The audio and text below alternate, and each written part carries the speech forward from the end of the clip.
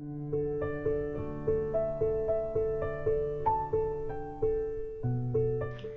દર્શક મિત્રો, હું સાક્ષી જોશી અબ તક ચેનલમાં આપનું હાર્દિક સ્વાગત કરું છું.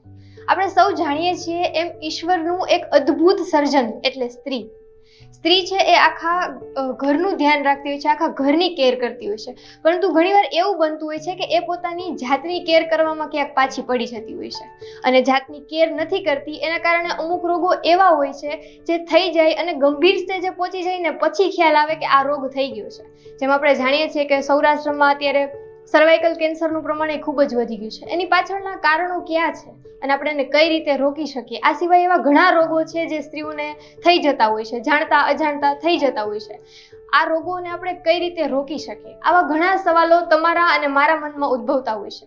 ત્યારે આજે આપણી સાથે સ્ટુડિયોમાં ઉપસ્થિત છે gynaecologist doctor Deepa Maniyar. Doctor Deepa, હું તમારું સ્ટુડિયોમાં હાર્દિક સ્વાગત કરું છું. અને સૌપ્રથમ તમને એ જ પૂછવા માંગીશ કે ઘણા બધા લોકોના મનમાં એવો પ્રશ્ન હોય છે, ઘણા બધા લોકોને એવું હોય છે કે પહેલાં તો સિઝેરિયન ન કરાતું, નોર્મલ ડિલિવરી થઈ જતી, અને હાલના સમયમાં અચાનક એવું તે શું થઈ ગયું કે સિઝેરિયનનું પ્રમાણ આટલું બધું વધી ગયું છે કે એવી માન્યતા હોય કે એવા વિચાર હોય કે ડૉક્ટર છે એ કરાવી દે છે સિઝેરિયન. એની પાછળનું તથ્ય શું છે? સાચું શું છે? બહુ જ ફાઇન. બેઝિકલી મેં આ ક્વેશ્ચન એક્સપેક્ટ કરેલો, પણ સાવ પહેલાં તો નહીં જ. સૌપ્રથમ તો અબ તક ચેનલનો આભાર કે મને અત્યારે બોલવાનો મોકો આપ્યો. નોર્મલી એવું છે કે સગર્ભાવસ્થા કોઈ રોગ નથી. સગર્ભાવસ્થા એવું છે કે જે રીતે આપણને હાથમાં નખ વધે, માથાના વાળ વધે, એ જ રીતે પ્રેગ્નન્સી રહે, એ જ રીતે ડિલિવરી થાય. તો સ્વાભાવિક છે કે ડિલિવરી નોર્મલ થવાની જ હોય. પણ ઘણી બધી કન્ડિશન હવે એવી ઉદ્ભવી છે કે જેને કારણે નોર્મલ કરતાં સિઝેરિયનનો રેટ વધી ગયો છે. હું મારું પોતાનું કહું તો જ્યારે મેં મારી કેરિયર શરૂ કરી એટલે ઓલમોસ્ટ આજથી 29 વર્ષ પહેલાં, ત્યારે લગભગ 10 થી 30% સ્ત્રીઓને સિઝેરિયન થતા, અને અત્યારે ઓલમોસ્ટ 50% પહોંચ્યું છે. તો સૌથી પહેલું એનું કોમન કારણ છે અત્યારે લગ્નની ઉંમર બહુ મોટી થઈ ગઈ છે.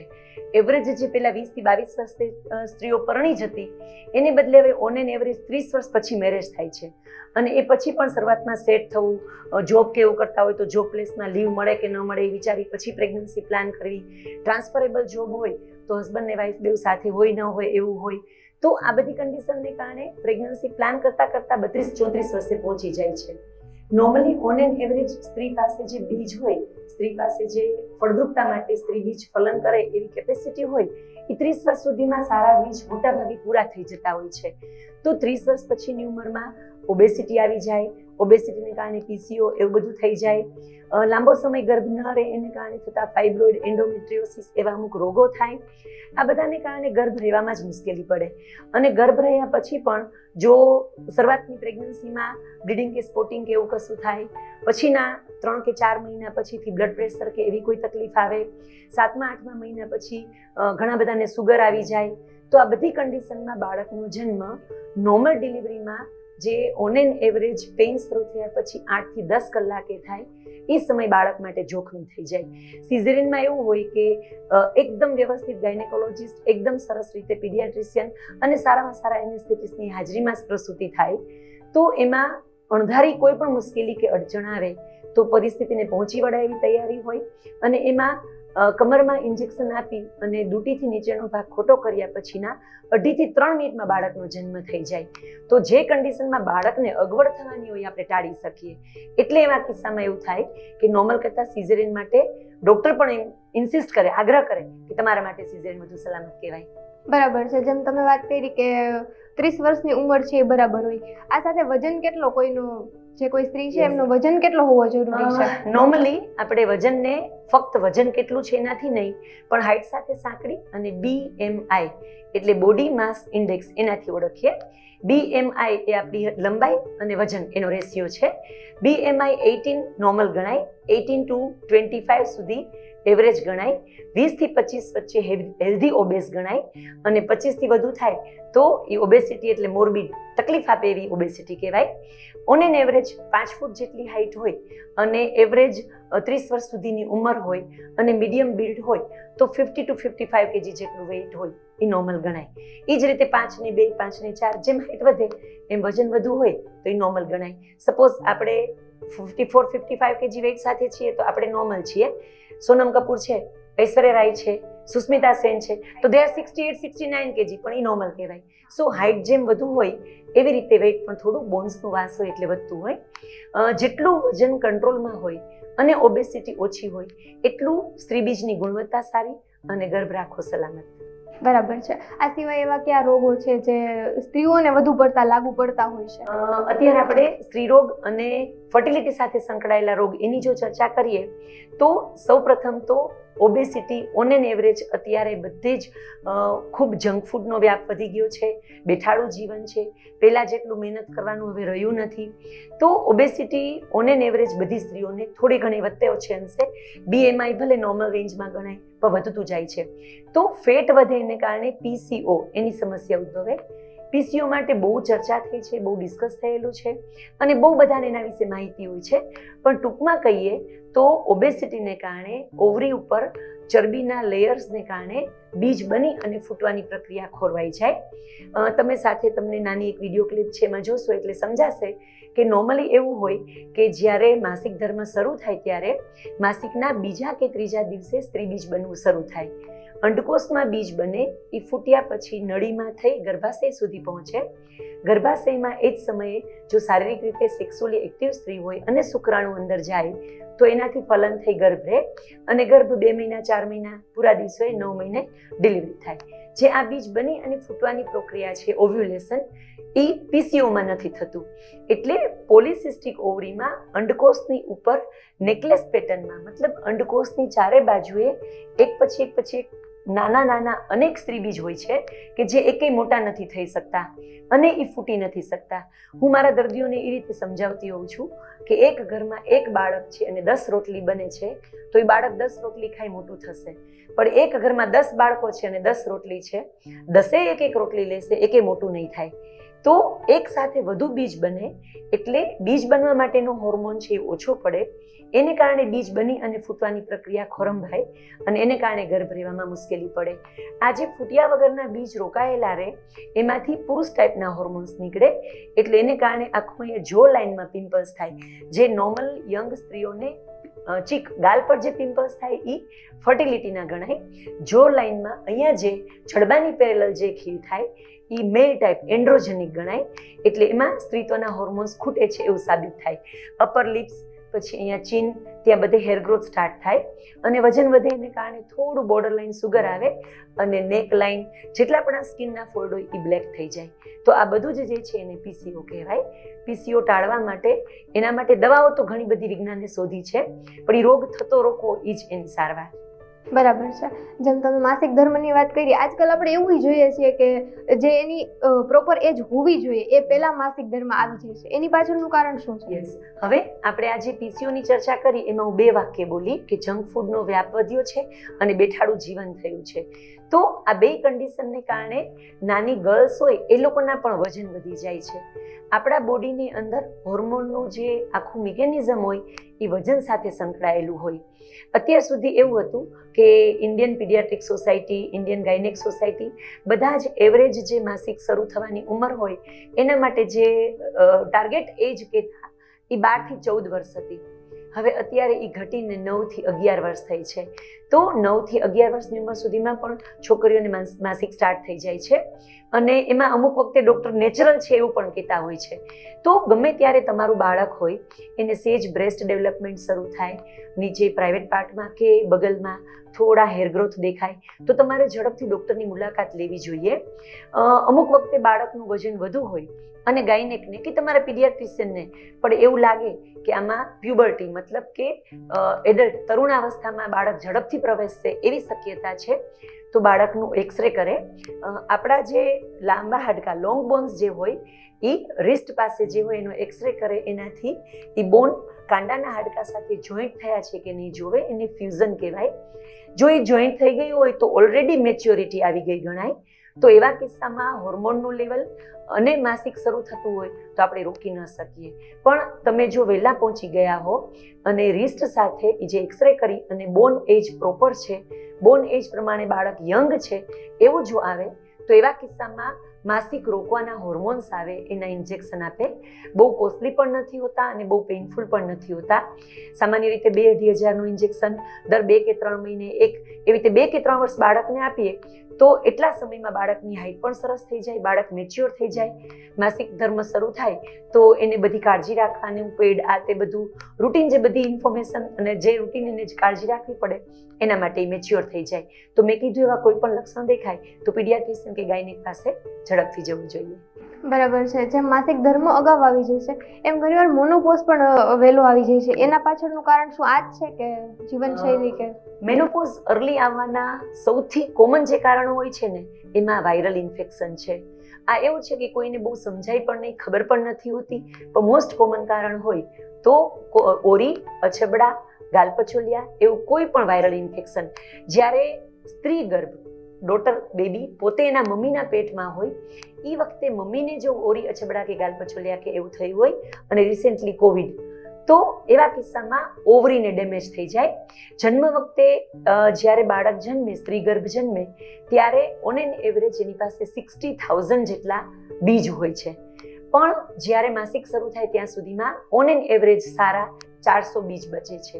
તો ગર્ભની અંદર જ આ કોષો ડેમેજ થઈ જાય છે. એને પ્રાઇમોડિયલ જર્મ સેલ એવો વૈજ્ઞાનિક શબ્દ વપરાય કે જે પ્રિમિટિવ એગ્સ છે, જે બહાર નીકળ્યા પછી મેચ્યોર થવાના છે, એ બીજની સંખ્યા ઘટી જાય. તો એવા કિસ્સામાં થોડું ક્યારેક આપણે મધરની, અમે જ્યારે પણ માસિક વહેલું જાય કે માસિક હજુ બાળકો કરવાના પણ બાકી હોય અને માસિક અનિયમિત થાય કે ઓછું આવે એવી સ્ત્રીઓને આ હિસ્ટ્રી ખાસ પૂછીએ કે તમારા મમ્મી હયાત હોય તો પૂછો કે તમે જ્યારે પેટમાં હતા ત્યારે મમ્મી કંઈ બીમાર હતા. સિમિલરલી બાળકને પોતાને જ્યારે 13-14 વર્ષની ઉંમરે માસિક આવવાનો સમય થાય એવા સમયે આવું વાયરલ ઇન્ફેક્શન થાય તો એ અંડકોષની અંદર જે બીજ બનતા હોય એને ડેમેજ કરે છે. એને કારણે બીજની સંખ્યા ઘટે છે. સપોઝ 12 કે 13 વર્ષની ઉંમરે માસિક શરૂ થયું તો ઓન એન એવરેજ દરેક છોકરી દર મહિને 12 મહિનાના 12 એવી રીતે 12 બીજ બનાવવાની છે. આપણી પાસે 400 બીજનો લિમિટેડ કોટા હોય તો સ્વાભાવિક છે 35-40 વર્ષથી પૂરો થવાનો છે. હવે એ જ ગર્લ જો 400 બીજને બદલે 200 લઈને આવશે તો એ 20, જે એની ફળદ્રુપતા જે છે એની 50% થઈ ગઈ. તો 20 વર્ષ વહેલું એને મેનોપોઝ દેખાશે. તો યંગ એજમાં જ એને માસિક જવાની સમસ્યા આવી જાય. તો આવા કિસ્સામાં તમે જેટલું એલર્ટ રહો, જેટલું આ બધું જાણો અને જેટલું વહેલી ગાયનેકની મુલાકાત લો એટલું સારું પડે. અમે અત્યારે કદાચ તમે ક્વેશ્ચન પૂછ્યો એનાથી એડવાન્સમાં હું આન્સર કહું તો અમુક વખતે 25, 26, 27 યર્સની છોકરીઓ હોય, હજુ ભણતા હોય, કેરિયર ઓરિએન્ટેડ હોય, જેમ કે ગાયનેકોલોજી ડૉક્ટર થયા હોય, આગળ માસ્ટર્સ કરતા હોય, ચાર્ટર્ડ એકાઉન્ટન્ટ થયા હોય, તો એ કિસ્સામાં અમે એ લોકોને જાણ કરીએ છીએ કે તમે તમારી બીજની ફળદ્રુપતા અને તમારી પાસે ફળદ્રુપ બીજ કેટલા બચ્યા છે એના માટેનો એક રિપોર્ટ કરાવી લો. એ રિપોર્ટને AMH એવું કે અને ટ્રસ્ટથી માંડીને પ્રાઇવેટમાં 1000થી માંડીને 2-2.5 રૂપિયા સુધીમાં એ રિપોર્ટ થતો હોય છે. એમાં ફર્ટિલિટી ઓછી છે એવું આવે, મેં એવું કહીએ કે તમે ટેસ્ટ બેબી સેન્ટરની મુલાકાત લો, IVF સેન્ટરની મુલાકાત લઈ તમારા જેટલા પણ બીજ બચ્યા છે એ બનાવી સોયથી ખેંચી ફ્રીઝમાં રાખી દો અને એક જે ફ્યુચરમાં તમે બાળક કરો ત્યારે તમને કામ લાગે એ રીતે તમે બાળક જે બીજ છે એને સાચવી લો. ડાયના હેડને આ રીતે કરેલું અને એને એના વિડીયોઝ પણ છે, એને મીડિયામાં પણ એક્સપ્લેન કરી અને કીધેલું કે હું આ જે કરું છું એ બધાને કહું છું, આવું બધા કરે છે પણ કોઈ કહેતા નથી. તો સો બિઝનેસ હોય આ તે બધામાં એ લોકો એની જે કન્સલ્ટન્સી હોય, એ લોકોની જે પણ હેલ્થ એજન્સી હોય એ લોકો આ માટે ગાઈડ કરતા હોય છે. તમે વાત કરી એમ કે ઉંમર વધારે થઈ જાય પછી બેબી કન્સીવ કરવામાં પ્રોબ્લેમ થતો હોય, પણ ઘણીવાર એવું બને છે કે કપલ્સ છે ને મેરેજ થઈ ગયા છે અને બેબી કન્સીવ થઈ ગયું છે, પછી એવું ઈચ્છે છે કે અત્યારે બેબી નથી જોતું કે હજી સ્ટાર્ટિંગ છે, થોડોક સમય પછી બેબી જોઈશે અને પછી જ્યારે બેબી કન્સીવ નથી થતું એની પાછળ કયા કારણો જવાબદાર હોય છે? બહુ જ ઇમ્પોર્ટન્ટ ક્વેશ્ચન. તમે બહુ જ એટલે બહુ જ અત્યારના જમાનામાં મારે જે બધાને મેસેજ આપવો હોય ને એના માટેનો તમે ક્વેશ્ચન કર્યો. નોર્મલી એવું થતું હોય છે કે જ્યારે પણ મેરેજ પછી શરૂઆતનો સમય હોય, ફર્ટિલિટી, ફળદ્રુપતા, બાળક એના વિશેનું કંઈ નોલેજ ન હોય, તો મારી અંગત સલાહ એવી હોય કે મેરેજ પહેલાં કપલે અથવા તો મેરેજ પછી ઇમિડિયેટલી કપલે સાથે ગાયનેકની મુલાકાત કરવી જોઈએ. તમને એવું છે કે 2 વર્ષ કે 4 વર્ષ બાળક નથી જોઈતું તો એના માટેના સલામત રસ્તા ડૉક્ટર તમને સમજાવશે. સારા ગાયનેકની મુલાકાત લો, એ તમને ડિટેલમાં કઈ રીતે ગર્ભધારણ ટાળી શકાય એ સમજાવશે. નોર્મલી શરૂઆતની એજમાં લગ્ન પછીનો શરૂઆતનો સમય હોય તો એમાં કોન્ડોમ્સ આર બેસ્ટ. એનાથી કોન્ડોમ ગરમ પડે ને ગરમી લાગે કે મુખ પર ચાંદી પડે એવું હોતું નથી. On the contrary condom sexually જે ટ્રાન્સમિટેડ ડિઝીઝ કહેવાય એ રોકે છે. મતલબ કોન્ડોમના યુઝ કરવાથી એઇડ્સ કે સિફિલિસ કે એવા જે એકદમ વધુ પડતી મુશ્કેલીઓ ભવિષ્યમાં કરી શકે એવા રોગો ટાળી શકાય છે. તો કોન્ડોમ્સ આર બેસ્ટ. શરૂઆતમાં તમે કોન્ડોમ યુઝ કરી શકો. ક્યારેક એક્સિડેન્ટલી કોન્ડોમ યુઝ ન થયું કે રપ્ચર થયું એવી બીક લાગી હોય તો પીલ 72 એવી રીતે 72 કલાકની અંદર લેવાની ગર્ભનિરોધક ગોળી હોય છે એ લઈ શકાય. પણ એક વખત ગર્ભ રહ્યા પછી પ્લીઝ ગમે એટલું એડજસ્ટ થઈને જો ગર્ભ ચાલુ રાખો તો બેસ્ટ. પછી એબોર્શન કરો અને વધુ પડતી મુશ્કેલીઓ નોતરો એવું ના કરવું. શરૂઆતના બધાને એવું હોય કે તો દવાથી પડી જશે ને, પણ દવાથી પડી જવું એટલે શું એ ડૉક્ટર જ સમજતા હોય છે. એક વખત ગર્ભ રહ્યા પછી ગર્ભ પાડવા માટેની જે દવાઓ લઈએ એ દવાઓમાં હોર્મોન હોય છે જે ફર્ટિલિટી માટે શરીરમાં પ્રોજેસ્ટ્રોન નામનું હોર્મોન હોય એને ટાળે, એટલે પ્રોજેસ્ટ્રોનનું લેવલ ઘટે અને ગર્ભ પડે એવું થાય. આ જે ગર્ભ પડે એ કુદરતી ગર્ભપાત જેવું નથી હોતું. તમે કામકાજ કરતા હો અને અચાનક કશું આવડ થઈ તો શરીર એ સ્વીકારતું હોય અને શરીર જ ગર્ભનો નિકાલ કરે. એના કરતાં આમાં આખું પ્રક્રિયા જ અલગ હોય છે. તો એવું થતું હોય છે કે ગર્ભ એકસાથે નથી પડતો, એ ધીમે ધીમે 10-12 દિવસ 15 દિવસના રક્તસ્રાવ સાથે પડે એવું થાય.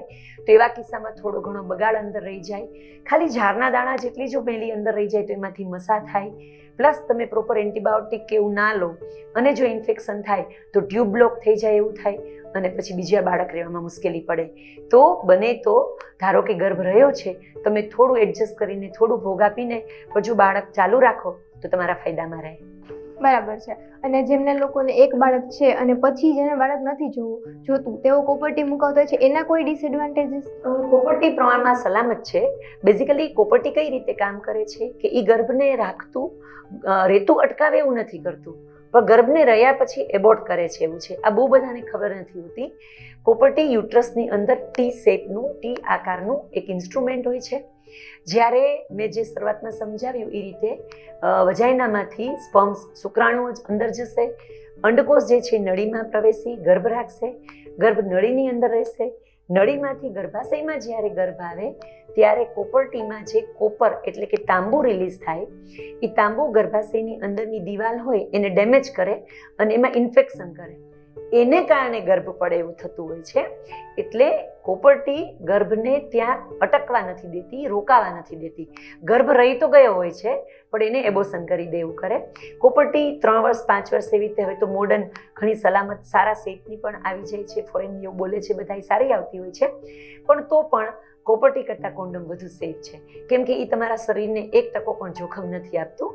કોપરટી પછી ક્યારેક ટ્યુબ બ્લોક થઈ જાય, ક્યારેક કોપરટીને કારણે સતત અનપ્રોટેક્ટેડ મતલબ કોન્ડોમ વગરનું સેક્સ થતું હોય, એને કારણે ગર્ભાશયના મુખ ઉપર ચાંદી પડે એવું થતું હોય છે. ત્યારે જે સ્ત્રીઓમાં છે કે કોથળીનું ઓપરેશન કરાય અથવા કોથળીમાં કોઈ પણ એવા સમસ્યા ઊભી થતી, ગાંઠ થતી હોય છે કે એની પાછળનું કારણ શું છે અને એનું ઓપરેશન છે એ કેટલું સેફ હોઈ શકે? ગર્ભાશયમાં અત્યારે બહુ જ નોર્મલી મેં જે કીધું કે પીસીયુ બધાને ખબર હોય છે, એવી જ રીતે ગર્ભાશયમાં ફાઇબ્રોઇડની ગાંઠ આ બધાને ખબર હોય છે. એ કેવું થાય છે કે આપણે લાંબી ઉંમર સુધી જ્યારે બાળક ન કરીએ ત્યારે સતત દરેક મહિને સ્ત્રી બીજ બને અને ફૂટે પ્રક્રિયા ચાલુ રહે છે. જ્યારે બીજ બને ત્યારે બોડીમાં ઇસ્ટ્રોજન નામનો હોર્મોન રિલીઝ થાય.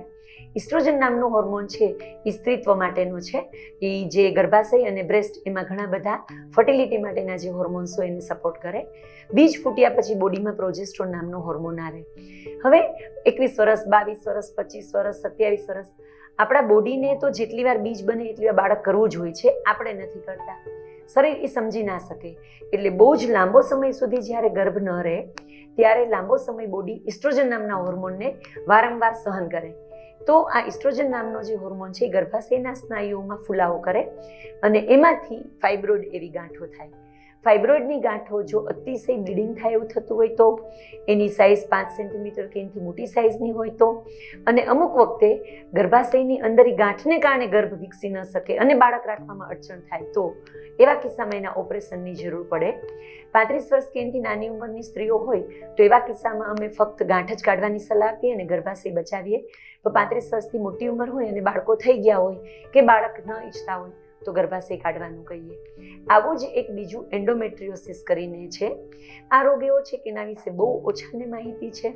જો બહુ જ સેલિબ્રિટી માટે તમે એના ફેન હો અને ડાય હાર્ડ ફેન હો અને બહુ યુટ્યુબ ને બધું જોતા હો, સર્ચ કરતા હો, તો આઈ થિંક 6-8 મહિના પહેલાં જ શિલ્પા શેટ્ટીની સિસ્ટર સમિતા શેટ્ટી એણે એન્ડોમેટ્રિયોસિસ માટેનું ઓપરેશન કર્યું અને પોતે પોતાની વિડીયો પોસ્ટ કરી હતી કે પ્લીઝ તમને પેઇનફુલ મેન્સીસ હોય તો તમે ડૉક્ટર પાસે જાઓ, કેમ કે આ રોગ એટલો છુપો રોગ છે કે તમને ખબર ના પડે.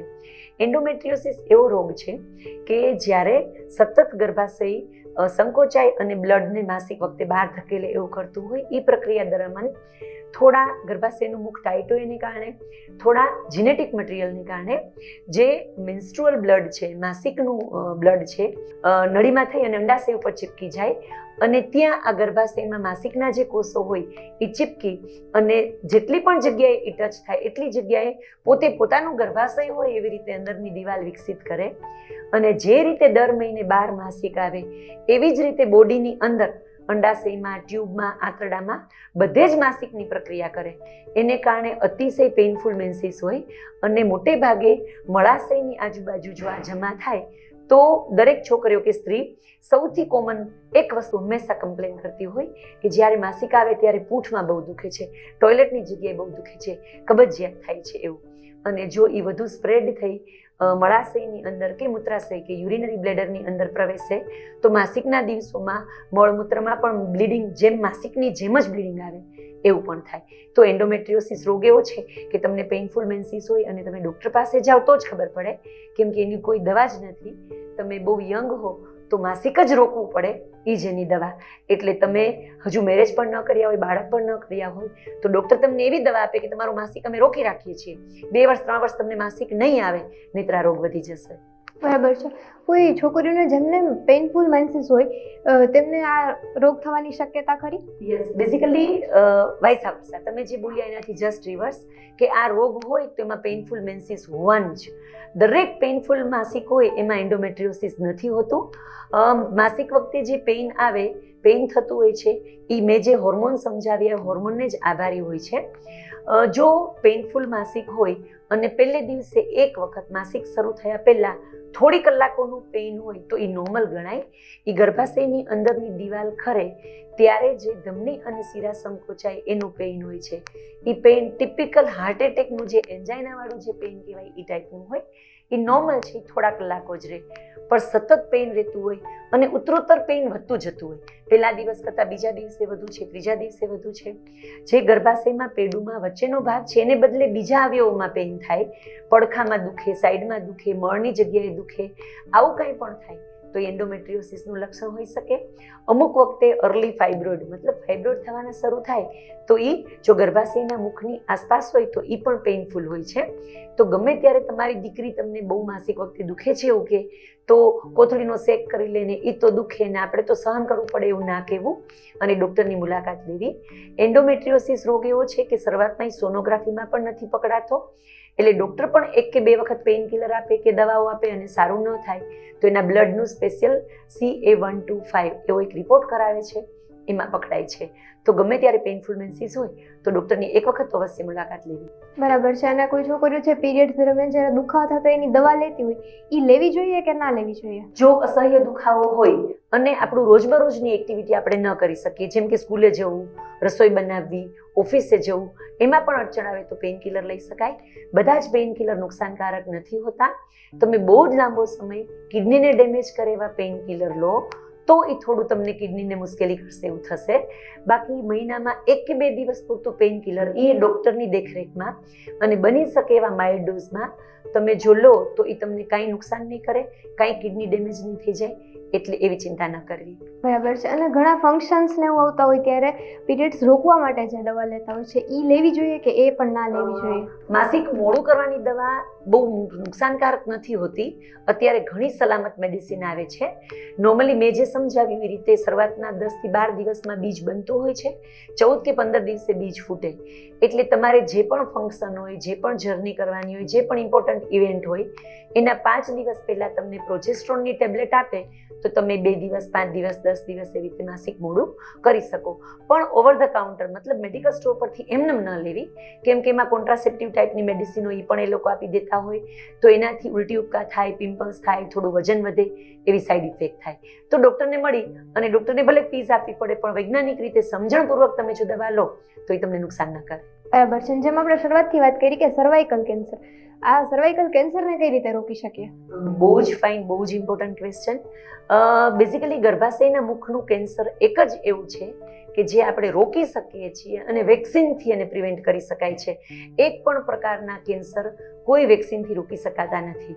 હવે આ વેક્સિનથી એટલા માટે રોકી શકાય છે કે ગર્ભાશયના મુખનું જે કેન્સર થાય છે એમાં 2 પ્રકારના કેન્સર હોય છે. એમાં જે ગર્ભાશયના મુખની દિવાલનું જે સૌથી વધુ કોમન છે એ જે કેન્સર છે એ જ્યારે સ્ત્રી સેક્સ્યુઅલી એક્ટિવ થાય ત્યારે, જ્યારે સેક્સની પ્રક્રિયામાં વાતાવરણમાં સ્કિન પર બધે જ એક HPV એટલે કે હ્યુમન પપિલોમા નામનો વાયરસ હોય છે. એ વાયરસ અંદર પ્રવેશે, એ ગર્ભાશયના મુખ પર પ્રવેશી, ગર્ભાશયની કોષમાં અંદર ઘૂસી અને ગર્ભાશયના મુખના જે સેલ્સ છે એને ડેમેજ કરે છે, એનાથી થાય છે. આપણે કોરોના વખતે સમજ્યું હતું કે કોરોનાનો વાયરસ છે ફેફસામાં ઘૂસી જાય છે, ફેફસાના સેલ્સને ડેમેજ કરે છે, પોતે ઘર કરી અને વિકસે છે અને ફેફસા પતાવી દે છે. આ રીતે દરેક વાયરસ કામ કરતા હોય છે. વાયરસને પોતાનું કોષ કેન્દ્ર નથી, એટલે વાયરસ જે પણ હોસ્ટ સેલ મતલબ જે ઘરમાં કે જે સેલ્સમાં પ્રવેશે ત્યાં ડેમેજ કરે. મારી ઘરે કોઈ મહેમાન આવ્યા છે તો મારી ઘરે આવશે, મારી ઘરે જમશે, વયા જશે. મારા ઘરમાં ઘૂસી જાય, મને ઘરની બહાર કાઢી મૂકે અને મારા જ ઘરમાં એ ઘૂસે અને જે કરે એવું કામ વાયરસ કરે છે. તો હ્યુમન પપિલોમા વાયરસ એના ઘણા બધા પ્રકાર છે. એમાંથી 4 મેઇન અને અમુક બીજા જે વધારાના મસા કરે ગર્ભાશયના મુખ અને સ્કિન પર, એવા બીજા 5 આવા 9 વાયરસ છે કે જે ગર્ભાશયના મુખની અંદર એના સેલ્સમાં પ્રવેશી ડેમેજ કરી અને ડિસ્ટ્રોય કરે. 20 વર્ષ સુધી ડોર્મન્ટ મતલબ છુપા રહે અને 20 થી 22 વર્ષે એક્ટિવ થઈ અને ગર્ભાશયના મુખનું કેન્સર કરે. તો આપણે જો ગર્ભાશયના મુખમાં કેન્સર કરે છે એવો વાયરસ છે એને શરીરમાં આવવા જ ન દઈએ તો એ કેન્સર થવાનું જ નથી. તો ગર્ભાશયના મુખમાં ડેમેજ કરતો વાયરસ હ્યુમન પપિલોમા વાયરસ કહેવાય. એ વાયરસની વેક્સિન આવે છે. એમાં જે ઇન્ડિયન વેક્સિન છે ઘણી સારી છે. એ લગભગ 4000 રૂપિયામાં એના ડોઝ થતા હોય છે. 2 ડોઝ. 9 થી 14 વર્ષની ઉંમર હોય તો 2 જ ડોઝ લેવા પડે, 1 ડોઝ અને 6 મંથ પછી બીજો ડોઝ. ફોરેનની વધુ સારી અને વધુ વાયરસને કવર કરે એવી એમાં ગાડાસિલ 9 કરીને આવે છે. એ 9 જાતના વાયરસ સામે રક્ષણ આપે છે. એ ફોરેનમાં બની છે, એની પેટન્ટ છે, એટલે ઇન્ડિયન હજુ આપણે એ બનાવી નહીં શકીએ બિકોઝ એમના જે રૂલ્સ હોય એ પ્રમાણે એ લોકોનું અત્યારે એના પર હક છે. તો આ જે વેક્સિન છે એ વધારાના 5 વાયરસ જે મેં કીધું એ ગર્ભાશયના મુખની સાથે સાથે પ્રાઇવેટ પોર્શનમાં જે મસા થતા હોય એને પણ રોકે છે. એટલે એકદમ નાના નાના ઝીણા ઝીણા મસા કે જેને વાટ્સ એવું પણ બોલતા હોય છે એ અને એનાથી થતું સ્કિન કેન્સર હોય છે એ પણ અટકે છે. અને એક અગત્યની વાત કે પુરુષોને પણ આ વેક્સિન લેવી જોઈએ. આ જે વેક્સિન છે ખાલી ગર્ભાશયના મુખના કેન્સરની એવું નથી. મેં જે કહ્યું એમ આ 9 જાતના વાયરસ સામે રક્ષણ આપે એ બાકીના 5 વાયરસ છે એ સ્કિન કેન્સર સામે રોકે છે. એટલે પુરુષોને પણ લિંગની સ્કિન અને મળમાર્ગ આસપાસની સ્કિનમાં મસા થઈ અને જે કેન્સર થાય છે એ રોકાય. પુરુષોએ 26 વર્ષ પહેલાં લેવાની હોય અને એના 3 ડોઝ હોય છે. તો 14 વર્ષથી મોટી સ્ત્રી અને પુરુષો એ લોકોને આના 3 ડોઝ લેવા પડે. જે ફર્સ્ટ ડોઝ લો એના 1.5 મહિના પછી બીજો અને 6 મહિના પછી ત્રીજો. બરાબર છે. ડૉક્ટર દીપા, દર્શક મિત્રો ખાસ કરીને અમારા જે સ્ત્રી દર્શક મિત્રો છે એને તમે એવો કયો મેસેજ, કયો સંદેશ આપવા માંગશો કે આ જે રોગ છે એના પ્રત્યે જાગૃતતા કેટલી જરૂરી છે? યસ, સૌથી અગત્યનું આપણને બહુ બધી વસ્તુ સાચવવાની ટેવ હોય છે. આપણે બધા જ દાગીના છે લોકરમાં રાખીએ છીએ. આપણે રોજ સવારે ઉઠીએ ત્યારે બ્રશ કરીને દાંતને સાચવીએ છીએ. વીકમાં 1 વખત શેમ્પૂ કરીને વાળ સાચવીએ છીએ. તો આ બધું એક્સટર્નલ છે. તમે જ્યારે બાહ્ય અવયવો માટે આટલું કરો છો તો આંતરિક અવયવો માટે કેમ નહીં? તો તમે પોતે તમારા શરીરને ઓળખો, અવેર રહો, થોડું જનરલ નોલેજ, કેમ કે આમાં કોઈ રોકેટ સાયન્સ નથી. તમે રૂટીનલી બધી જ સારા સારા આર્ટિકલ્સ આવતા હોય છે. આવી રીતે સરસ અબતક જેવી ચેનલ હેલ્થની અવેરનેસ માટે એટલા સારા પ્રોગ્રામ્સ કરતા હોય છે. તો તમે ગમે ત્યારે ફ્રી હો ત્યારે, કિટી પાર્ટીમાં હો ત્યારે, ક્યારેય પણ બીજું કંઈ ચાપલુસી કે કર્યા વગર, કંઈ પણ બીજી ચોવટ કર્યા વગર આવું બધું ડિસ્કસ કરો. મને બરાબર યાદ છે, બહુ જ પ્રતિષ્ઠિત ફેમિલી, હું નામ નથી દેતી, એ લોકોએ મને 4 વખત દર મહિને 1 વખત એવી રીતે કિટી પાર્ટીમાં બોલાવેલી કે તમે આવીને કંઈ પણ 10 થી 15 મિનિટ અમને નોલેજ આપો, તો તમે આવું બધું ગોઠવી શકો. તમે આવી રીતે બધા સરસ યુટ્યુબ પર સારી એવી વિડીયો અપલોડ થતી હોય છે, બધું. હવે તમે ગૂગલ પર પણ ઘણું બધું રિવ્યૂ કરી શકો. તો તમને જે પણ ડિઝીઝ હોય, જે પણ રોગ હોય, જે પણ શંકા હોય, એકદમ ઓથેન્ટિક ગાયનેકોલોજીસ્ટ પાસેથી તમે એની માહિતી મેળવો અને તમે તમારા શરીર વિશે જાગૃત રહો. શરીરમાં દેખાતો કોઈ પણ નજીવો પણ ફેરફાર તમારી નજર બહાર ન જવો જોઈએ. જે શરીરમાં તલ થતા હોય છે, હવે તલ એક સાથે અસંખ્ય થવા માંડે. ધારો કે મને અહીંયા હાથ પર એક તલ છે, 10-15 દિવસ પછી બીજું થયું, 7-8 દિવસ પછી ત્રીજું થયું, તો ડૉક્ટરની મુલાકાત લો. એ સૌથી વધુ તલનું કેન્સર છે, સૌથી રેપિડલી સ્પ્રેડ થતું કેન્સર છે, અને એમાં તો એવું થાય કે આપણે બચી ના શકીએ. તો તમારા શરીરમાં તમે નાનામાં નાના ફેરફારો માટે એલર્ટ રહો અને રૂટીન હેલ્ધી લાઈફસ્ટાઈલ, જે આપણે ડાયાબિટીસ, બીપી, સુગર બધાથી દૂર રહી શકીએ એવું જંક ફૂડ ટાળીએ, પ્રિઝર્વેટિવવાળી વસ્તુ ટાળીએ. હું બધાને કહેતી એવું છું કે 4 P એનાથી દૂર રહેવું: પ્લાસ્ટિક, પ્રિઝર્વેટિવ, પેસ્ટિસાઇડ અને પોલ્યુશન. તમને ખબર છે તમારે સ્કૂટર પર બહાર જવું છે તો નાક ઢાંકી દો. તમે સ્કિનની કેર ને હેર કેર કરવા માટે હેર કવર કરશો ને નાક નહીં ઢાંકો તો કેમ ચાલશે? તો આ બધી વસ્તુથી આપણે બચીને રહેવાનું, આપણા શરીરને સાચવવાનું. સૌથી મોંઘી અમૂલ્ય જણસ છે, એની કોઈ કિંમત જ નથી, તો આપણે એને જરૂરથી સાચવવું જોઈએ. Thank you so much doctor Deepa. તો દર્શક મિત્રો, આશા રાખું છું કે તમારા અને મારા તમામ સવાલોનું તમને અહીંયા સોલ્યુશન મળી ગયું હશે. આવી જ માહિતી સાથે જોતા રહો અપતક ચેનલ. નમસ્કાર.